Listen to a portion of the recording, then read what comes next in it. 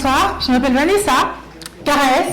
Déjà, qui suis-je? Je suis une ex-banquière, donc j'ai travaillé auprès des grandes fortunes à Versailles et j'ai travaillé pendant 7 ans dans la finance. Avant de me rendre compte que, en vrai, quand tu es conseiller, tu gères l'argent des riches, mais toi-même, tu n'es pas riche. Donc, pour faire ce métier, j'ai fait un master en finance, une prépa HEC, et après 7 ans, j'ai réalisé que si je voulais changer, eh bien, il fallait repartir à l'école. Donc, j'ai fait un deuxième bac+2 de programmation et un master en génie logiciel, et je suis devenue ingénieure en informatique. Et je me suis rendu compte que j'avais 2 compétences très recherchées, maîtrise en finance et maîtrise en nouvelles technologies. Et qu'est-ce que j'ai fait? À l'origine, je voulais juste rendre service, communiquer, aider un petit peu mes amis, parce que je me rendais compte qu'il y a beaucoup de gens qui ne savent pas comment on gère son argent. Ils ne savent pas gérer un budget, pourquoi on gère un budget, comment investir, donc quoi investir et comment investir efficacement. Et c'est comme ça que j'ai commencé en fait à créer du contenu sur les réseaux sociaux. J'ai créé une chaîne YouTube, j'ai partagé des réels sur Instagram, sur TikTok, et ça a pris. Et c'est là que je me suis vraiment rendu compte qu'il y a une vraie différence entre ceux qui connaissent les lois de l'argent, d'accord? Parce qu'il ne suffit pas de faire rentrer l'oseille, d'accord? Il faut savoir le gérer, il faut savoir le faire fructifier, il faut savoir en fait le faire se multiplier pour pouvoir avoir ce qu'on appelle un patrimoine. Et c'est comme ça que je me suis rendu compte que c'était ma mission de vie. Pourquoi? Parce que les hommes, souvent, savent le faire. Ils sont audacieux, ils sont ambitieux, ils savent quoi faire de leur argent. Mais nous, les femmes, on va aider la grand-mère, on va aider la cousine, on va tout donner aux enfants. Alors que c'est nous les femmes qui vivons le plus longtemps. C'est nous les femmes qui gérons le foyer. C'est nous les femmes qui supportons les familles. Comment ça se fait que c'est toujours nous qui sommes pauvres? Et non, je ne suis pas féministe. Parce qu'on me dira, non, je ne suis pas féministe. Les femmes ont besoin des hommes. Mais il est temps qu'on arrête d'être pauvres. D'accord? Il est temps qu'on arrête de ne pas savoir où se trouve l'argent. Et on parlait d'entrepreneuriat, on parlait de mindset.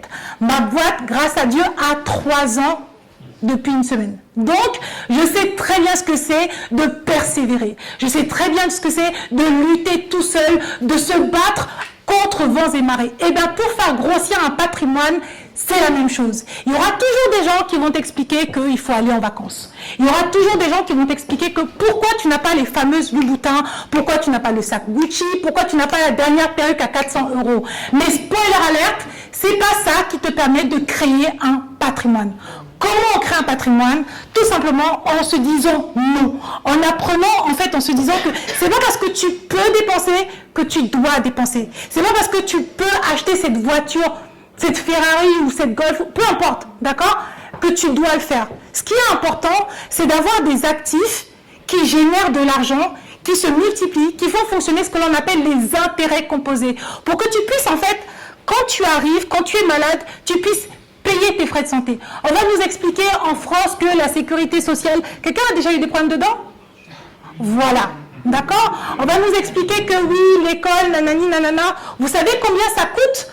L'ESSEC, HEC, Polytechnique, ça coûte cher en fait. Donc si vraiment tu veux avoir quelque chose, tu veux compter, tu veux te protéger, te mettre à l'abri, tu dois avoir un actif qui te rapporte de l'argent.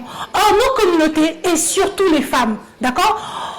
Nos chaînes les explosent, les chaînes make-up, les chaînes de maquillage, comment s'habiller, comment twerker. Mais quelles sont les chaînes qui nous expliquent à nous comment gérer notre argent?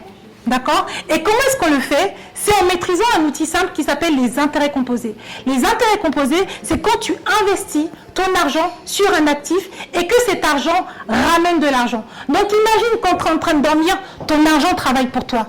Quand tu es au sport, ton argent travaille pour toi. Quand tu t'occupes de tes enfants, ton argent travaille pour toi. C'est ça qui différencie quelqu'un de riche et de quelqu'un de pauvre. Et quels sont les actifs sur lesquels tu peux investir ton argent? Tu peux investir dans l'immobilier, en actifs physiques, dans les SCPI, en actifs papier, dans le crowdfunding immobilier pour avoir des obligations via parfois même la blockchain. On parle de tokenisation immobilière, mais pas seulement. Tu peux investir en bourse, dans les produits structurés, dans les actions à dividendes, dans les ETF, dans les OPC. Bref, il y a énormément de supports qui peuvent vous permettre de vous enrichir. Donc, pourquoi est-ce qu'on n'est pas riche s'il y a autant de choses? Comment ça se fait?